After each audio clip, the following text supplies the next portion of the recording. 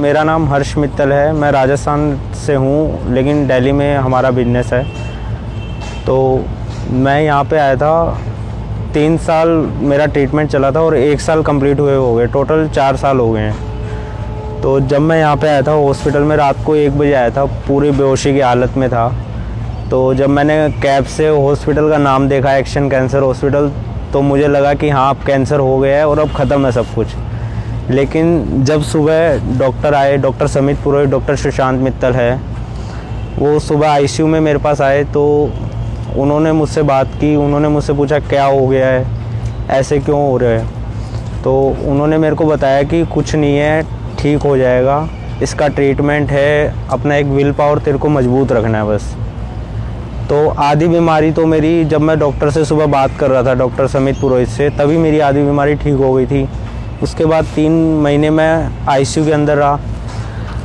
तो आईसीयू के अंदर भी मैंने डिमांड की थी, जैसे डॉक्टर से बोला था कि भाई मैं ऐसे आईसीयू में नहीं रह सकता हूँ इतनी बंदिशों के अंदर। तो वहाँ पे भी मेरे को वीआईपी प्रोटेक्शन दी, मम्मी वगैरह आती थी मेरे पास। मतलब वैसे टाइमिंग उनका अलग होता है मिलने का, लेकिन डॉक्टर ने फिर भी वो परमिशन दी। उसके बाद मैं वार्ड में शिफ्ट हो गया। तो 3 साल मेरा कीमोथेरेपी, रेडिएशन सब कुछ इसी एक्शन कैंसर हॉस्पिटल में हुआ था। और यहाँ पे भी जैसे डॉक्टर्स के साथ में मैं राउंड्स पे जाता था पेशेंट से मिलने के लिए। डॉक्टर समित पुरोहित है, तो वो मेरे को राउंड पे ले जाते थे कि बेड पे पड़े पड़े तू ऐसे नहीं ठीक होगा। तो मैं पेशेंट से मिलता था, उनको भी बोलता था। और एक थी कीमोथेरेपी में बाल झड़ते हैं, तो सर ने मेरे को बोला था कि अगर तेरे बाल झड़ेंगे तभी तेरी दवाई असर हो रही है। बाल झड़ने का मतलब है कि तुम्हारे शरीर में दवाई काम कर रही है। और बाल झड़े तो उससे कोई दिक्कत नहीं है। अब 1 साल हो गया मेरा ट्रीटमेंट हुए में, बाल भी वापस आ गए, आईब्रो के भी हल्के हुल्के चले गए थे, तो मेरे को ऐसी कोई दिक्कत नहीं थी। और कीमो लगने के बाद में जो रिएक्शंस होते हैं, जैसे कई बार होता था कीमो लग के मैं घर जाता था, हाफ साइड पैरालाइज हो जाता था। एक बार कीमो लगने के बाद कानों में से पानी आ रहा था, लेकिन उसका भी कोई वो नहीं है, इतना बड़ा इशू नहीं है कि भाई ये क्या हो गया।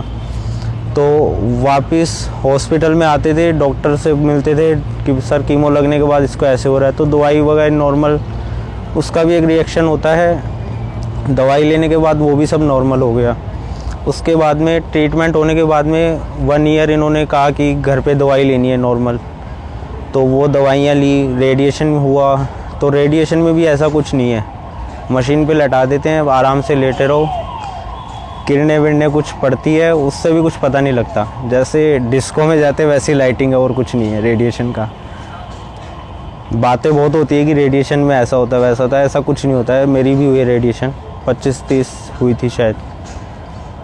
तो मेरा यही कहना है सबको कि अपना विल पावर मजबूत रखो और कुछ नहीं चाहिए इसके अंदर। विल पावर मजबूत है, आपको कोई प्रॉब्लम नहीं है। दवाई तभी असर करेगी तब उसको शरीर में असर होने दोगे। पहले ही डर जाओगे तो दवाई खुद असर नहीं करेगी। आधी दवाई में भी काम हो सकता है।